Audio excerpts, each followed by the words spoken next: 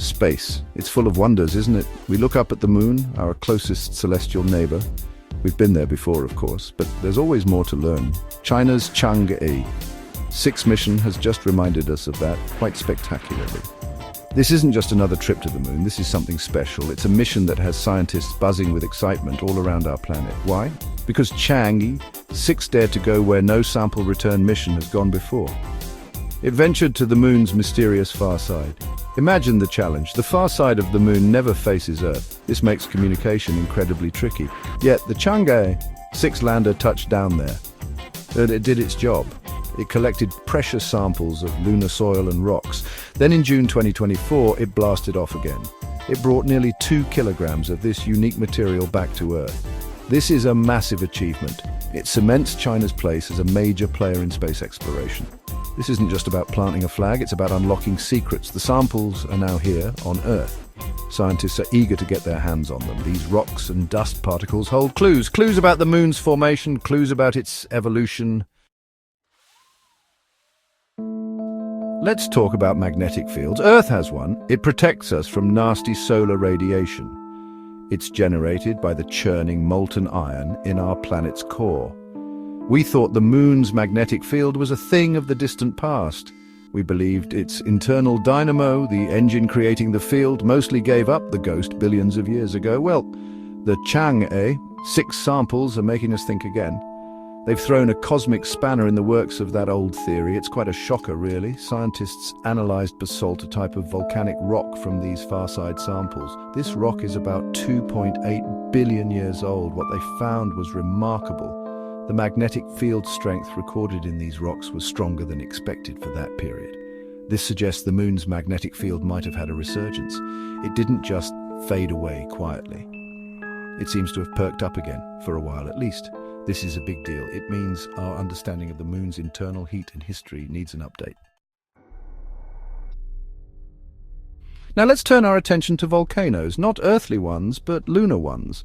The moon was once a very fiery place. Molten rock or magma erupted onto its surface, creating vast volcanic plains. We call these Maria. We thought we had a pretty good handle on when most of this volcanic activity happened and when it died down. Most samples from the near side, especially from the Apollo missions, are older than 3 billion years, but Chang'e-6 has brought back some youngsters from the far side. Relatively speaking, of course.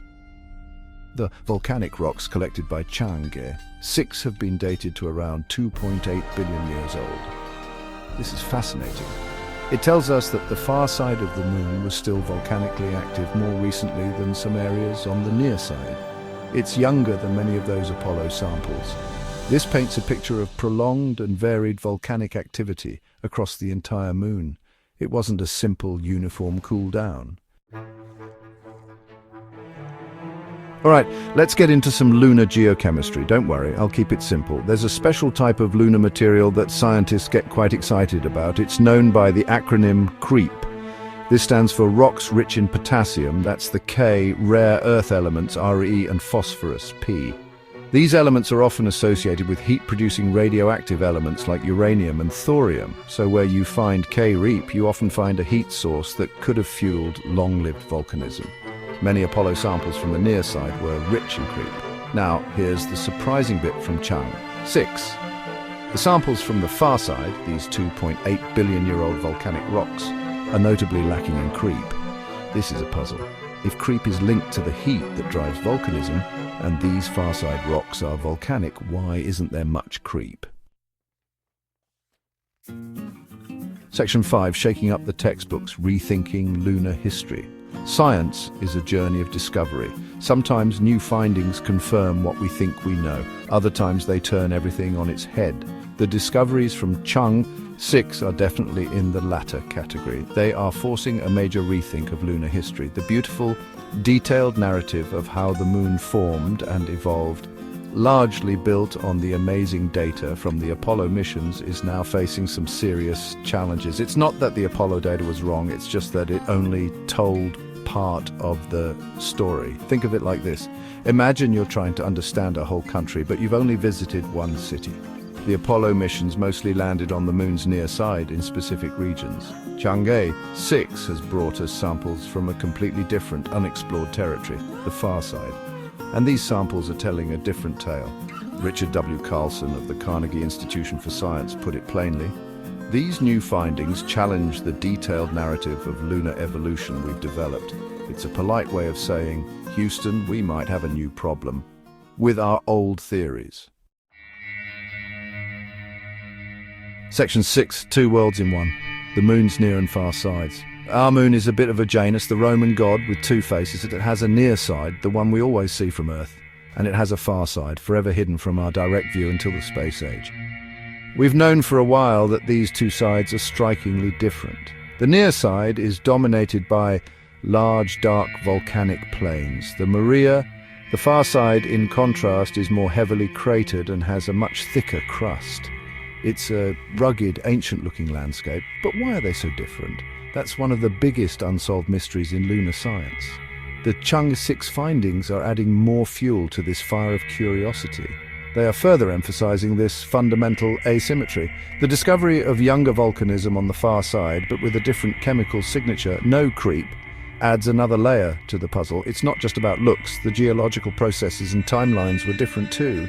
Chuli Li from the Chinese Academy of Sciences stressed this. Section 7. Echoes from Chang'e 4 peeking beneath the far side skin. The Chang'e-6 mission didn't just happen in a vacuum. It builds upon previous successes, particularly China's Chang'e 4 mission. Now, Chang'e 4 was a trailblazer in its own right. In 2018, it achieved the first ever soft landing on the lunar far side. It didn't return samples, but it carried a rover, Yutu-2, which has been exploring the Von Karman crater. Chang'e 4 has been diligently sending back data, giving us unprecedented insights into the subsurface structure of this mysterious realm. It laid the groundwork for Chang'e 6. Data published from Chang'e 4 in May 2023 was fascinating. It revealed what lies beneath the dust. The top 40 meters, or about 130 feet of the far side surface, isn't solid rock. It's made up of multiple layers of dust, soil, and broken rocks, what we call regolith. This is the pulverized history of countless meteorite impacts over billions of years. Section 8. The future is collaborative, analyzing the lunar treasure. The Chang'e-6 samples are a treasure trove for science. They are like rare manuscripts holding secrets of a bygone era. The initial analyses, published in top journals have already caused a stir, but this is just the beginning. Scientists are poring over these tiny grains of rock and dust. They are using every advanced technique at their disposal. They are trying to squeeze every last drop of information from this precious cargo from the far side of the moon. It's a meticulous, painstaking process. China has indicated its willingness to share these unique samples. Following a precedent set by NASA with the Apollo samples, there's a plan. After an initial period of investigation by Chinese researchers, likely around 2 years, international scientists will be able to apply for access. This is fantastic news for the global scientific community. The moon belongs to everyone, in a way, and the more brilliant minds we have studying these samples, the more we are likely to learn. Section 9. Why this matters, a giant leap for lunar science. So, why all this fuss about some rocks from the moon's far side? Why should you care about resurgent magnetic fields or the absence of KREEP? Well, it matters profoundly. These discoveries from China's Chang'e-6 mission are not just academic curiosities. They represent a giant leap for lunar science. They are fundamentally changing our understanding of the moon's history, its formation, and its evolution. And understanding the moon helps us understand our own planet, Earth, and the wider solar system. The moon is our closest companion in the vastness of space. It's a witness to the early, chaotic days of our solar system.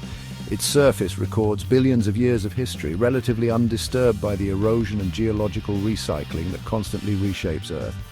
By studying the moon, we get a clearer window into the past. The Chang'e-6 findings, a longer-lived magnetic field, more recent and chemically different far-side volcanism, tell us that this lunar history is even richer and more complex than we previously appreciated. It's like finding out your quiet neighbor had a secret life as a rock star. These new insights will drive future exploration. They highlight how much we still don't know, even about our closest celestial body.